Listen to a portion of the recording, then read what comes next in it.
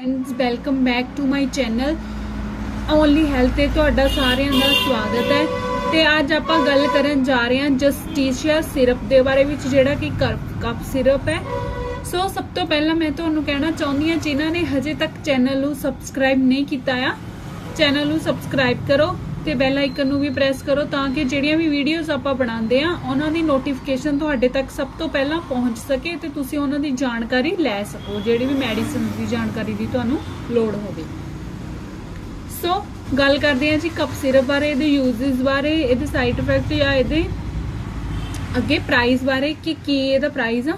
ਸੋ ਸਭ ਤੋਂ ਪਹਿਲਾਂ ਤੁਹਾਨੂੰ ਦੱਸ ਦਈਏ ਜਿਹੜਾ ਜਸਟੀਸ਼ੀਆ ਕਫ ਸਿਰਪ ਹੈ ਇੱਕ ਹੋਮਿਓਪੈਥੀ ਮੈਡੀਸਨ ਆ ਜਿਹੜੀ ਕਿ ਮਤਲਬ ਕਿ ਹੋਮੋਪੈਥਿਕ ਉਹਦੇ ਵਿੱਚ ਆਉਂਦੀ ਆ ਆਪਣੀ ਜੜੇ ਬੂਟੀਆਂ ਵਗੈਰਾ ਤੋਂ ਬਣੀ ਹੋਈ ਆ। ਤੇ ਬਾਕੀ ਗੱਲ ਕਰੀਏ ਇਹ ਮਤਲਬ ਮੇਨਲੀ ਕਫ ਵਿੱਚ ਯੂਜ਼ ਕੀਤੀ ਜਾਂਦੀ ਹੈ। ਕਫ ਕੀ ਹੁੰਦਾ ਹੈ ਕਈ ਤਰ੍ਹਾਂ ਦਾ ਮਤਲਬ ਕਿ ਸਾਨੂੰ ਕਫ ਹੋ ਜਾਂਦਾ ਹੈ ਜਿਵੇਂ ਕਈ ਵਾਰੀ ਕੀ ਹੁੰਦਾ ਹੈ ਕੋਈ ਪੋਲਿਊਸ਼ਨ ਵਗੈਰਾ ਕਰਕੇ ਡਸਟ ਵਗੈਰਾ ਕਰਕੇ ਸਾਨੂੰ ਉਸ ਤੋਂ ਐਲਰਜੀ ਹੋ ਜਾਂਦੀ ਹੈ ਤੇ ਉਸ ਤੋਂ ਕਫ ਵਗੈਰਾ ਹੋਣਾ ਸ਼ੁਰੂ ਹੋ ਜਾਂਦਾ ਹੈ। ਕਈ ਵਾਰੀ ਕੀ ਹੈ ਕਿ ਸੀਜ਼ਨਲ ਕਫ ਵਗੈਰਾ ਹੋ ਜਾਂਦਾ ਹੈ ਜਿਵੇਂ ਮੌਸਮ ਦੇ ਅਸਰ ਕਰਕੇ ਸਰਦੀਆਂ 'ਚ ਜਾਂ ਮੌਸਮ ਚੇਂਜ ਹੋ ਰਿਹਾ ਹੈ ਉਹਦੇ ਕਰਕੇ ਹੋ ਜਾਂਦਾ ਹੈ। ਕਈ ਵਾਰੀ ਕੀ ਹੁੰਦਾ ਹੈ ਕਿ ਸਾਨੂੰ ਮਤਲਬ ਕੋਈ ਇਨਫੈਕਸ਼ਨ ਹੋ ਜਾਂਦੀ ਹੈ ਜਾਂ ਕਿਸੇ ਤੋਂ ਫਲੂ ਆ ਜਾਂਦਾ ਹੈ ਜਾਂ ਕਿਸੇ ਤੋਂ ਵੀ ਮਤਲਬ ਕਿ ਆਪਾਂ ਕਹਿ ਸਕਦੇ ਹਾਂ ਕਿ ਵਾਇਰਸ ਸਾਡੇ ਵਿੱਚ ਆ ਜਾਂਦਾ ਹੈ ਤਾਂ ਉਸ ਕਰਕੇ ਕਫ ਹੋ ਜਾਂਦਾ ਹੈ। ਇਹਦੇ ਨਾਲ ਕੀ ਹੈ ਇਹਦੇ ਨਾਲ ਬਹੁਤ ਸਾਰੀਆਂ ਪ੍ਰੋਬਲਮਸ ਦੂਰ ਹੁੰਦੀਆਂ ਨੇ ਜਸਟੀਸ਼ੀਆ ਕਫ ਸਿਰਪ ਦੇ ਨਾਲ ਜਿਹੜੀਆਂ ਕਿ ਸਾਨੂੰ ਸਾਹਮਣਾ ਕਰਨਾ ਪੈਂਦਾ ਹੈ ਜਿਨ੍ਹਾਂ ਦਾ ਕਫ ਵਿੱਚ ਜਿਵੇਂ ਕਿ ਬਹੁਤ ਜ਼ਿਆਦਾ ਪ੍ਰੋਬਲਮ ਹੁੰਦੀ ਹੈ ਚੈਸਟ ਕੰਜੈਸ਼ਨ ਹੁੰਦੀ ਹੈ ਤੇ ਖਾਂਸੀ ਬਹੁਤ ਜ਼ਿਆਦਾ ਆਉਂਦੀ ਹੈ ਤੇ ਜਿਹੜੀ ਛਾਤੀ ਆ ਬਹੁਤ ਜ਼ਿਆਦਾ ਜਕੜੀ ਜਾਂਦੀ ਹੈ ਤੇ ਸਾਹ ਦੀ ਬਹੁਤ ਜ਼ਿਆਦਾ ਬਰੀਥਿੰਗ 'ਚ ਪ੍ਰੋਬਲਮ ਆਉਂਦੀ ਹੈ। ਬੂਫਿੰਗ ਕਫ ਹੋ ਜਾਂਦਾ ਹੈ ਜਿਵੇਂ ਮਿਊਕਸ ਹੋ ਜਾਂਦਾ ਹੈ। ਇਹ ਇੱਕ ਐਕਸਪੈਕਟੋਰੈਂਟ ਦੇ ਤੌਰ ਤੇ ਕੰਮ ਕਰਦਾ ਹੈ। ਐਕਸਪੈਕਟੋਰੈਂਟ ਕੀ ਹੁੰਦੇ ਆ ਜਿਵੇਂ ਕਿ ਤੁਹਾਡੇ ਅੰਦਰ ਮਿਊਕਸ ਇਕੱਠਾ ਹੋ ਜਾਂਦਾ ਹੈ ਬਲਗਮ ਰੇਸ਼ਾ ਬਣਨਾ ਸ਼ੁਰੂ ਹੋ ਜਾਂਦਾ ਹੈ। ਇਹ ਕੀ ਕਰਦਾ ਹੈ ਉਹਨੂੰ ਮਤਲਬ ਕਿ ਉਖੇੜ ਕੇ ਬਾਹਰ ਕੱਢਣ ਦਾ ਕੰਮ ਕਰਦਾ ਹੈ।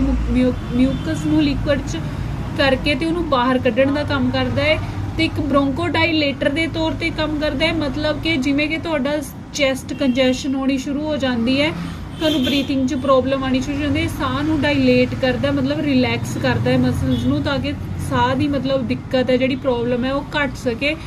ਤੇ ਡਿਮਲਸੈਂਟ ਦੇ ਤੌਰ ਤੇ ਕੰਮ ਕਰਦਾ ਹੈ ਮਤਲਬ ਉਹੀ ਕਿ ਜਿਵੇਂ ਤੁਹਾਡੇ ਅੰਦਰ ਕੋਈ ਮਿਊਕਸ ਹੈ ਉਹਨੂੰ ਮਤਲਬ ਕਿ ਲਿਕੁਇਡ 'ਚ ਕਰਕੇ ਬਾਹਰ ਕੱਢਣ ਦਾ ਇਹ ਕੰਮ ਕਰਦਾ ਹੈ।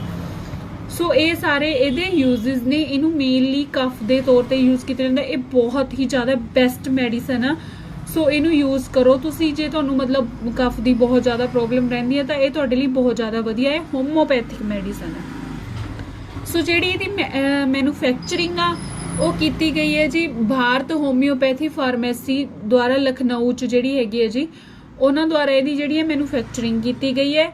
ਤੇ ਗੱਲ ਕਰੀਏ ਅੱਗੇ ਇਹਦੇ ਪ੍ਰਾਈਸ ਦੀ ਕਿ ਇਹਦਾ ਪ੍ਰਾਈਸ ਕਿੰਨਾ ਆ ਤਾਂ ਇਹਦਾ ਪ੍ਰਾਈਸ ਜਿਵੇਂ ਕਿ ਤੁਸੀਂ ਇੱਥੇ ਦੇਖ ਸਕਦੇ ਹੋ ਇਹਦਾ ਪ੍ਰਾਈਸ ਹੈ ਜੀ 120 ਰੁਪੀਜ਼ 100 ml ਦੀ ਹੈ ਜਿਹੜੀ ਸਾਡੇ ਕੋਲ ਪੈਕਿੰਗ ਆ ਤੇ ਇਹਦਾ ਪ੍ਰਾਈਸ 120 ਰੁਪੀਜ਼ ਆ। ਠੀਕ ਪ੍ਰਾਈਸ ਆ ਇਹਦਾ ਕੋਈ ਇੰਨਾ ਜ਼ਿਆਦਾ ਨਹੀਂ ਆ।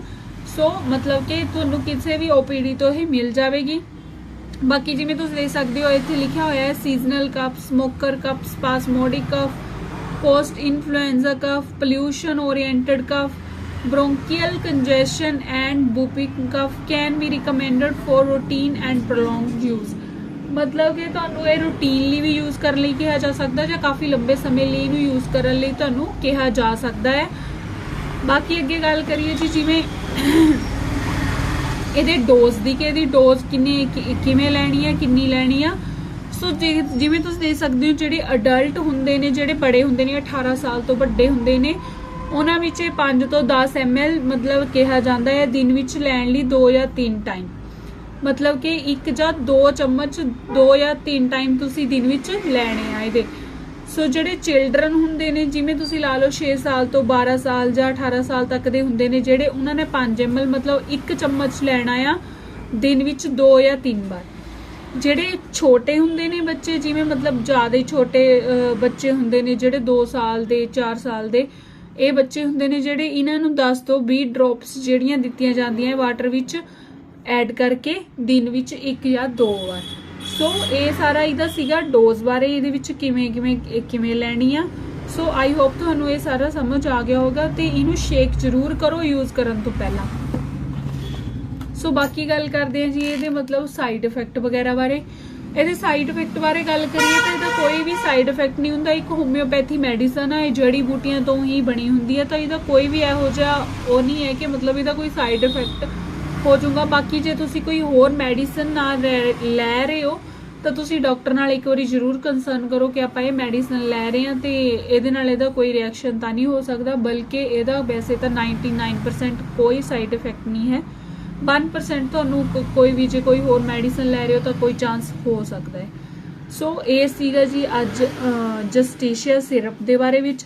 ਸੋ ਆਈ ਹੋਪ ਤੁਹਾਨੂੰ ਇਹ ਵੀਡੀਓ ਬਹੁਤ ਹੀ ਜ਼ਿਆਦਾ ਪਸੰਦ ਆਈ ਹੋਵੇਗੀ ਤੇ ਮਿਲਦੇ ਹਾਂ ਨੈਕਸਟ ਵੀਡੀਓ ਵਿੱਚ। ਤਦ ਤੱਕ ਲਈ ਧੰਨਵਾਦ।